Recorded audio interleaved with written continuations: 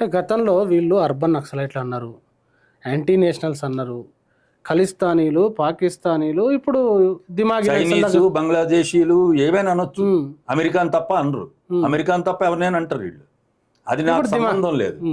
నాకు ఎట్లా చూడాలి కావాల్సింది ఏంటి ఈ అని క్రొనాలజీని ఎట్లా చూడాలి? నేను అదే చెప్తున్నాను. ఫస్ట్ యాంటీ నేషనల్ అన్నారు. నేను ప్రభుత్వ రంగంలో ఒక 36 ఏళ్ళు పనిచేసి నేను రిటైర్ అయ్యాను. ఇప్పటికీ నేను చెప్తున్నాను, నా సంఘం చెప్తుంది, ప్రైవేటీకరణ చేయిస్తే ఏ ప్రభుత్వం చేసినా మేము వ్యతిరేకిస్తాం. నేను తీవ్రవాదినా? లేదు. ఇప్పుడు కొత్త పదం దిమాగి నక్సల్నా నేను? మరి నా ఆలోచన ఏంటి? ప్రభుత్వ రంగం ఉండాలి, ప్రైవేట్ రంగం ఉండాలి. ప్రభుత్వ రంగం ప్రభుత్వానికి కాబట్టి ఆ ప్రభుత్వ రంగాన్ని ప్రైవేట్ రంగానికి పోటీగా తయారు చేయాలని చెప్తున్నాను. మరి నేను అదొక ఆలోచన నాది. నా ఆలోచన తప్ప రైటా కాదు, మా నిర్ణయం అది, మా సంఘం నిర్ణయం. మేము పోరాడుతున్నాం. నేను ఒక 35 ఏళ్ళు నేను ఆల్ ఇండియా ఆఫీస్ బేరర్గా, యూనియన్ లీడర్గా నేను పనిచేశాను. మరి నేను దిమాగి నక్సల్ కేటగిరీలోకి వస్తానా? ఎవరో అక్కర్లే, నేనే చెప్తున్నాను. మేము పెర్మనెంట్ ఉద్యోగాలు కావాలని కోరుతున్నాం. నేను దిమాగి నక్సల్లోకి వస్తానా? నా ఆలోచన అది. కాంట్రాక్టు, క్యాజువల్ ఇవన్నీ రద్దు అవ్వాలని చెప్పినాయని. నెక్స్ట్ అందరికీ పని కల్పించాలని కోరుకుంటున్నాను నేను. మా సంఘం కోరుకుంటుంది. ఇప్పుడు ఆ సంఘంలో నేను లేను. ఆల్ ఇండియా నాయకుడిగా చేసి నేను ఆ సంఘం నుంచి రిలీవ్ అయ్యి కూడా 3 ఏళ్ళు అయింది. కానీ మరి నాది ఆలోచన అందరికీ విద్యమని చెప్తున్నాం మేము. నేను కూడా విద్యా వైద్యం ప్రభుత్వమే నిర్వహించాలని చెప్తున్నాం. ప్రైవేటు సంస్థలని కంట్రోల్ చేయాలని చెప్తున్నాం. ఇవన్నీ దేని కింద వస్తాయి అంటే నా ఆలోచనలు అవి. అందరికీ విద్య అడిగితే నేను దిమాగి కింద నా ఆలోచనలు విధ్వంసకర రూపం, తీవ్రవాద రూపం ఉన్నట్ట ఏంటది? ఇప్పుడు జంజీ అంత పెద్ద ఉద్యమం చేశారు. వాళ్ళు ఇప్పుడు దేశవ్యాప్తంగా మేము మా పోరాటాలను కంటిన్యూ చేస్తామంటున్నారు. మరి జంజీ ఇప్పుడు వాళ్ళు చేసిన పోరాటం తీవ్రవాద పోరాటమా? ఏంటది? జంజీని టార్గెట్ చేస్తూ దిమాగి నక్సల్స్ అనే పదాన్ని ప్రయోగించరా? వాళ్ళు జంజీని టార్గెట్ చేస్తే కాదు.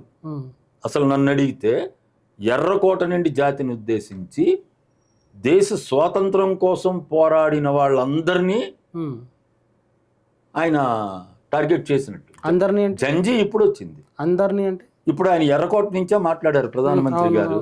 సుభాష్ చంద్రబోస్ గారు అన్నారు.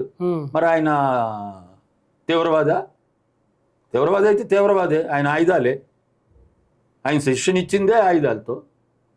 మరి ఆయన దిమాగి నక్సలా అనేదా మీ నా పాయింట్? అదా మోడీ గారు ఆలోచన? మోడీ గారు కూడా కాదు, దేశ ప్రధాన ఆలోచన, బీజేపీ వారి ఆలోచన, ఆర్ఎస్ఎస్ ఆలోచన.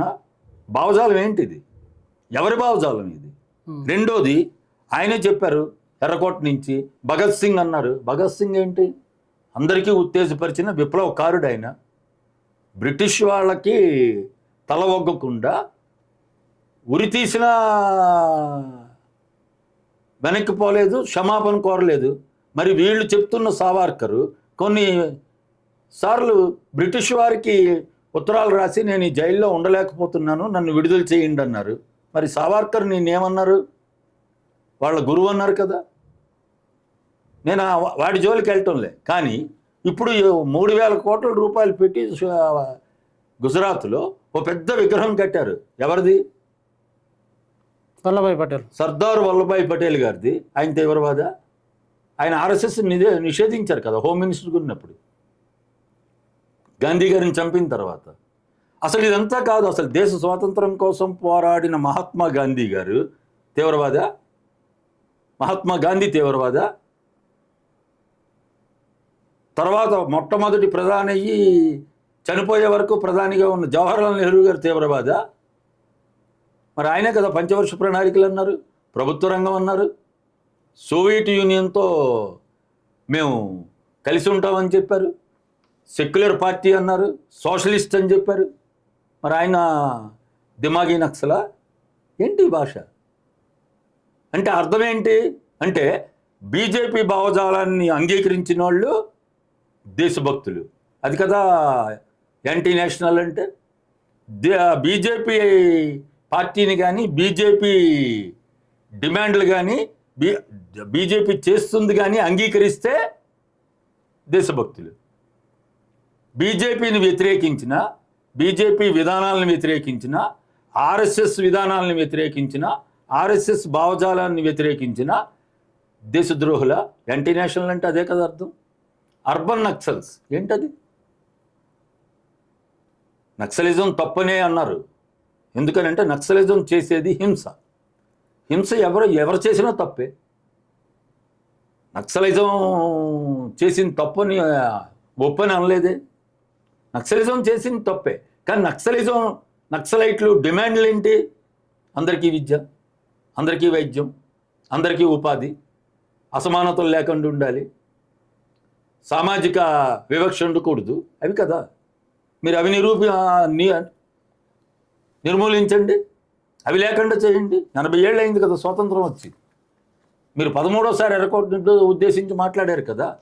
అవి చేయకుండా మేము నక్సలైట్లని, అంటే ఆయుధాలు పట్టుకున్న వాళ్ళ నక్సలైట్లని మేము నిర్మూలించమని ప్రకటించారు కదా. ప్రకటించినా మళ్ళీ వస్తాయి. ఎందుకనంటే అది పేదల నుండి వచ్చేది, బాధల నుండి వచ్చేది, ఆక్రోశం నుండి వచ్చేది. డిమాండ్లను మీరు రూపుమాపండి, నిర్మూలించండి, వ్యక్తుల్ని కాదు. మరి మీరు చేస్తుంది కరెక్టా? ప్రభుత్వం చేస్తుంది కరెక్టా?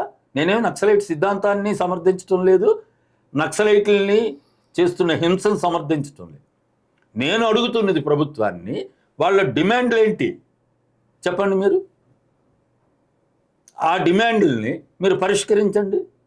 అప్పుడు మీకు ఉగ్రవాదులు ఎందుకు తయారవుతారు, లేదు నక్సలైట్లు ఎందుకు తయారవుతారు? మీరు అది చేయకుండా మీరు పేర్లు ఏం పెడుతున్నారు అంటే ఆలోచన చేసే వాళ్ళందరూ నక్సల్సా?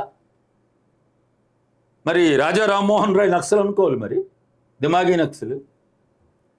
సతీసాగమనాన్ని మీద పెద్ద పోరాటం చేశారు కదా ఆయన. బ్రిటిష్ వాళ్ళే లొంగి చట్టం తీసుకొచ్చారు కదా, లార్డ్ విలియం బెంటిక్. సతీసాగమనమే కాదు, ఇంకా మంచి కూడా తీసుకొచ్చారు వాళ్ళు.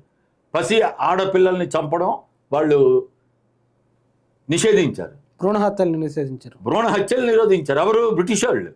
పోరాటం చేసింది ఎవరు? రాజా రామ్మోహన్ రాయ్, సంఘ సంస్కర్త ఆయన. భర్త చనిపోతే భర్తతో పాటు భార్యని చేతిలో వేయడాన్ని, అది కదా సతీసాగమనం. దానికోసమే కదా దేశవ్యాప్తంగా. అలాగే ఆడపిల్లలను చంపడం అన్నది దుర్మార్గం అని కదా. ఆడపిల్ల పుడితే చంపుతామా? లేదు, ఆడపిల్ల అని తెలిస్తే లోపల గర్భంలోనే చంపుతామా? అది నిషేధించారు. ఎవరు? బ్రిటిష్ వాడే. ఇదే